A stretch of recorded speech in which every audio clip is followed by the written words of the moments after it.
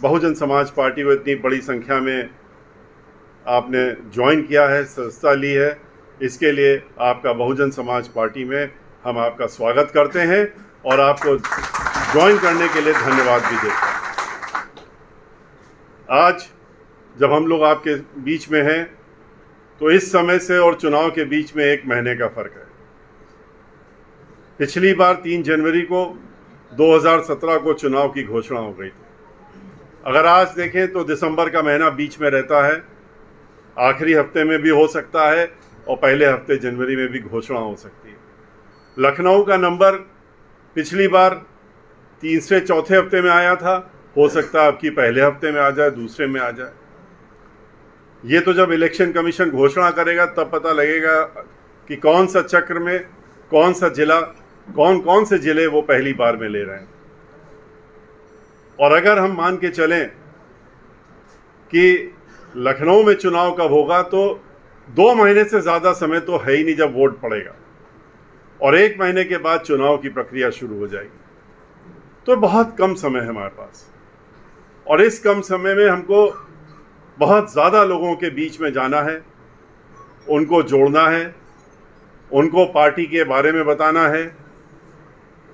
आज आप लोग हमारे बीच में जुड़े हैं तो आप बहुजन समाज पार्टी के एक सदस्य हो गए हैं, और अब आपकी भी उतनी ही जिम्मेदारी हो जाती है जितनी कि हमारी जिम्मेदारी है कि आप भी पार्टी को मजबूती प्रदान करने के लिए जितनी भी आपके अंदर क्षमता है, ताकत है, हर व्यक्ति के अंदर, उसको अपनी अपनी क्षमता और ताकत के हिसाब से अपनी मेहनत करनी पड़ेगी और उस क्षमता का उपयोग करना पड़ेगा। और एक दिन भी घर में बैठने का अब समय हमारे पास नहीं बचा है।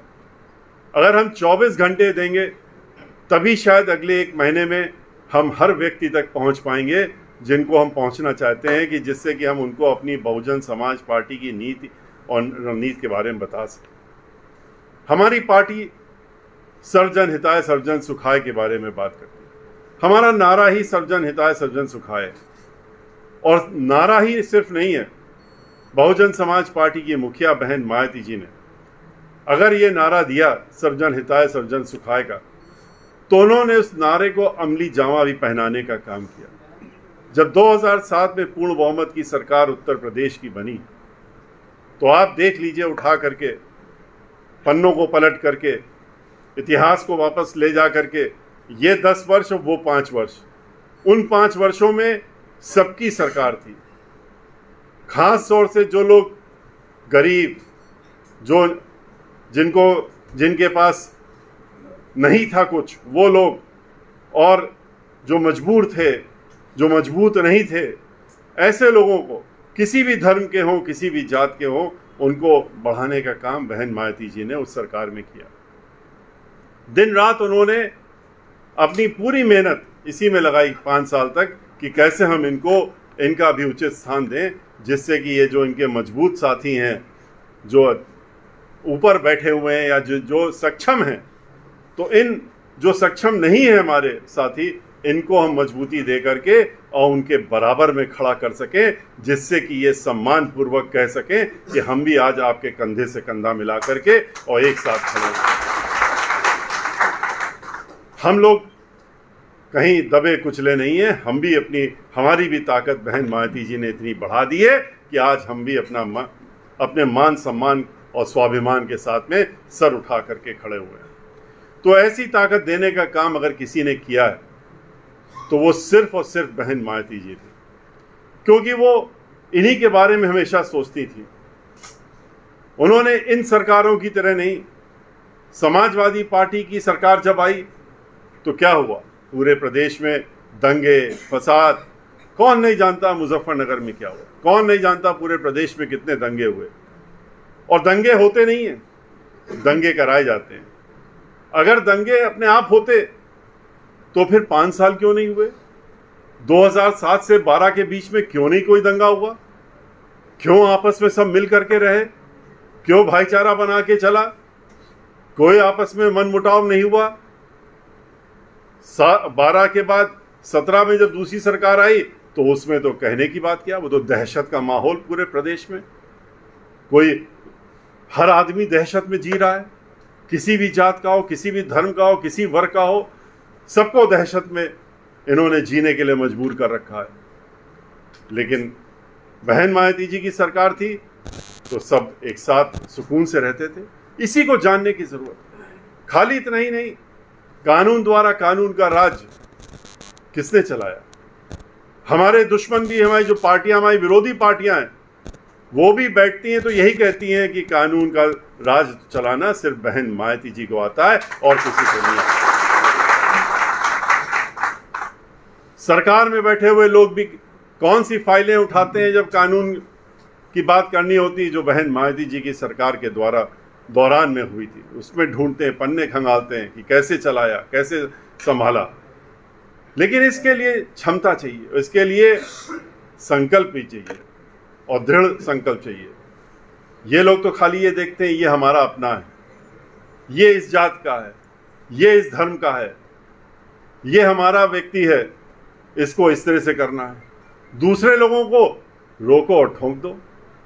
बहन मायावती जी के यहाँ ये नहीं था।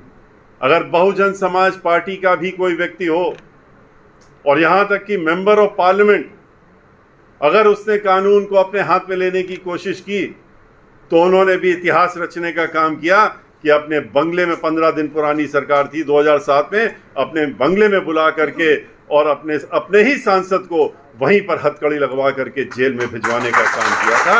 और क्यों? क्योंकि उसने गरीबों की झोपड़ियों पर अपना बुलडोजर चला के और कब्जा करने का काम किया था।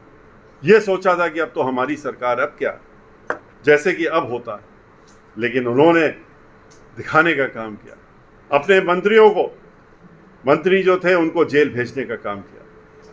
बहन मायावती जी ने जब अपने लोगों को नहीं बख्शा तो जो दूसरे गुंडे, बदमाश, मवाली हैं, उनको तो पता ही था कि उनके साथ में कैसा हश्र होगा। और कई ऐसे लोग थे जो 5-5 साल तक खाली जेल की सलाखों के पीछे बैठे रहे, बाहर नहीं निकले। वहीं पर उन्होंने अपने 5 साल निकालने का काम किया। वो बात दूसरी है कि सरकार जाने के बाद वो लोग बड़े बड़े ओहदों में बैठ गए। बहन मायावती जी ने विकास करने का काम किया, पूरे उत्तर प्रदेश को विकास के दौर में ढालने का, यूनिवर्सिटियां बनाई, 7 यूनिवर्सिटियां बनाई, दर्जन भर मेडिकल कॉलेज बनाने का काम किया, 29,000 प्राइमरी स्कूल बनाने का काम किया, 29,500 गांव सीसी रोड के साथ लगाते हुए उन्होंने संपूर्ण उसका पूरा डेवलपमेंट करने का काम किया, समग्र विकास करने का काम किया। जितनी चीजें जरूरत थी 23 जिले बनाने का काम किया, नए जिले बनाए। जब नए जिले बनते हैं तो सभी कुछ बनता है। हॉस्पिटल्स बनाने का काम किया, हर जिले में नया अस्पताल देने का काम किया। मेडिकल कॉलेज के साथ साथ में उन्होंने आईटी कॉलेज हुए, यूनिवर्सिटीज हुई, उसके साथ में उनके कॉलेजेस भी बनाने का काम किया। गरीब बच्चों को कंपटीशन में बैठ सकें और बैठ करके वहाँ पर वो भी अधिकारी अफसर बन सकें, इसलिए उनको पढ़ाने का काम किया। उनके लिए हॉस्टल खोले जहाँ मुफ्त में कोचिंग दिलवाने का काम बहन मायावती जी, हर जिले में कोचिंग सेंटर खुलवा करके और वहीं पर इन गरीबों के लिए हॉस्टल भी बनाने का काम किया, जिससे कि वहाँ पढ़ करके और अधिकारी बन सकें और बाकी लोगों के साथ में बैठ करके अपने लोगों का विकास करने का काम वो लोग भी कर सकें। किसी ने नहीं सोचा इन सब बातों के बारे में जो बहन मायावती जी ने किया। उन्होंने जो विकास किए उत्तर प्रदेश में, उसकी गिनती तो इतनी बड़ी है। जो अभी परसों बहन मायावती जी ने, हमारी आदरणीय राष्ट्रीय अध्यक्ष ने एक बुकलेट जारी की, उसको पढ़ते पढ़ते थक जाते हैं लोग। उसका ये सामने उठाओ, उन्होंने ये जारी करने का काम किया था और इसको जारी करके उन्होंने इसमें जो मुख्य कार्य थे वो जब हम लोगों ने लिखे तो उसमें ही कई पन्ने भर गए। और ऐसे ऐसे काम जो पूरे देश में नहीं हुए उन्होंने 5 वर्षों में करके दिखाने का काम किया। विकास की गंगा बहाने का काम किया, बिजली का उत्पादन बढ़ाने का काम किया। 5,500 साढ़े 7,000 मेगावाट बनती थी, उसको 13,500 मेगावाट पहुंचाने का काम किया। हर तरीके से सबके बारे में सोचने, एम्प्लॉयमेंट देने का काम किया, नौकरियां देने का काम किया। 1-2 नहीं, 5 लाख नौकरियां तो पहले ही वर्ष में आते देने का काम कर दिया। और कुल मिला के 23 लाख लोगों को उन्होंने अपने 5 साल के समय में नौकरियों पे देने का काम किया। और किसी भी जो भी नौकरियां दी गई, जो भी जहां जहां लोग बैठाला गया, कोई भी एक उंगली नहीं उठा पाया कि किसी भी प्रकार का पक्षपात या उसमें कोई घपला हो पाया। ये कोई भी नहीं करता। सब चीजें खुले हिसाब से सबके लिए, चूंकि गरीबों के बारे में सोचने का काम करती, मजदूरों के बारे में सोचने का काम करती, किसानों के बारे में सोचने का काम करती। उन्होंने इन सब वर्गों के बारे में सोचने का काम। किसान की आमदनी, ये लोग तो झूठ मूठ का कहते हैं कि हम तो 2 गुना कर देंगे। 25 रुपए बढ़ाए हैं 5 सालों में इन्होंने गन्ना किसान के, और बहन मायावती जी ने अपने 5 साल के कार्यकाल में 2 गुना करने का काम किया था, 125 से 250 पहुंचाने का काम।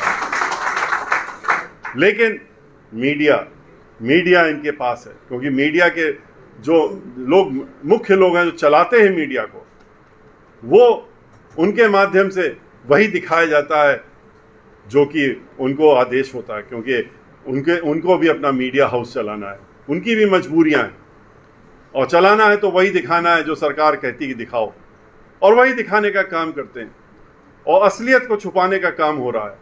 लेकिन हम लोगों की जिम्मेदारी बनती है, आपकी जिम्मेदारी बनती है, हम सबकी जिम्मेदारी बनती है, जिसको हम लोग करने का काम कर रहे हैं, पूरे उत्तर प्रदेश में हर जिले जिले जाके कर रहे हैं हम लोग, कि इनका असली चेहरा दिखाने का काम कर रहे हैं, इनका मुखौटा हटा करके और इनका असली चेहरा लोगों के सामने लाने का काम करने की जिम्मेदारी हमारे साथ साथ में आप सब लोगों की भी है, जिसको आपको निभाने का काम करना है।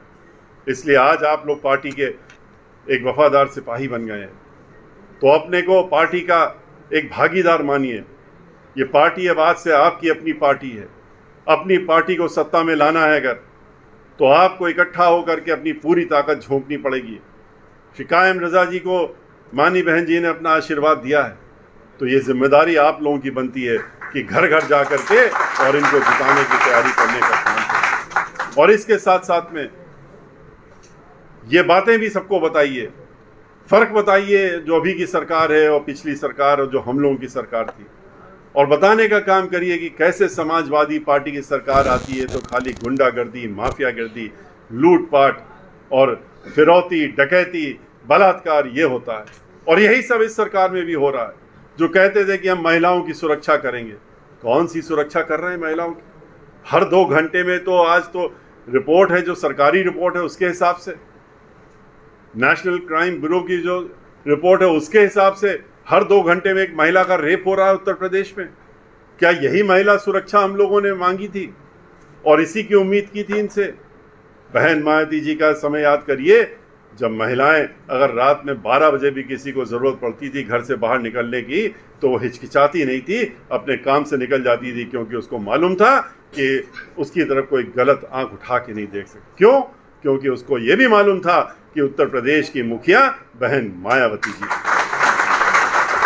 और इसीलिए अब हम सबकी जिम्मेदारी बनती है कि हम लोगों के जो बिछड़े लोग हैं, जो अलग अलग लोग अभी भी कहीं छोटे छोटे ग्रुप बना के, छोटी छोटी संस्थाएं बना के या बड़ी भी संस्थाएं बना करके, और जिनका पूरे प्रदेश में हर जिले में कुछ कुछ लोग जुड़े हुए हैं उनके साथ में, तो वो लोग भी जिनका उद्देश्य यही है जो हमारा उद्देश्य है, तो ये समय आ गया है कि उनको, जैसे कि हमारे साथी आज आपके सामने उन्होंने कहा कि हम लोगों का उद्देश्य एक है, इसलिए वो आप हमारे साथ में आज जुड़ गए।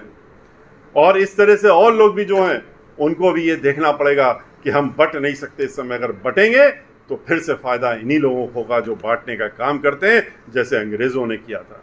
हम लोगों को इस समय इकट्ठा होने की जरूरत है, एकजुट होने की जरूरत है, एक अमृत छाते के अंदर नीचे आने की जरूरत है। और वो तभी हो सकता है जब आप नीले झंडे के नीचे, नीले आसमान के नीचे नीला झंडा लेकर के और बहन मायावती जी के साथ में खड़े होकर के और बहुजन समाज पार्टी के एक जांबाज सिपाही बन करके, और उसके बाद अपनी पूरी ताकत झोंकते हुए अब की बार 5वीं बार उत्तर प्रदेश की मुखिया के रूप में बहन मायावती जी को उत्तर प्रदेश का 5वीं बार मुख्यमंत्री बनाने का संकल्प लें। और इसके साथ ये भी तय करें कि अब की बार हम उत्तर प्रदेश में कानून द्वारा कानून का राज स्थापित करके ही रहेंगे। और वो तो तभी हो सकता है जब बहन मायावती जी इस प्रदेश की मुखिया होंगी, तभी इस सपने को हम साकार कर सकते हैं। इसी के साथ मैं अपनी बात समाप्त करता हूं और आपको पुनः धन्यवाद देते हुए अपनी बात को यहीं ख़त्म करता हूं। जय भीम, जय भारत।